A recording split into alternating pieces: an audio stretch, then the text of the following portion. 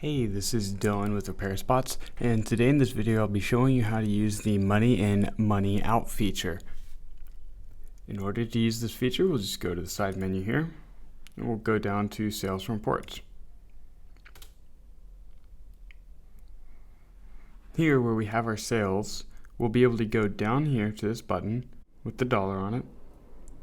We'll click on that button, and here we'll be prompted with the Money In, Money Out screen. Now to add a new money in or money out order, we'll press on this plus right here. Here we can do the money out or money in. So we'll go money in, and then we can put the amount of money that went in. So we can say 55, and then we can say what the money went in for. And submit. Now when we do our end of day,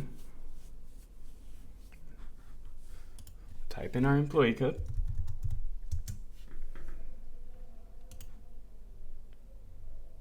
and here we'll see our money in, money out difference, which is $55 for the money in. We can even go here and see the note made, why it was there, how much is it, and if there were more money in and money out orders, we'd see all of them listed here as well. We can see who put it in, what it was for, and what time that money in had gone in.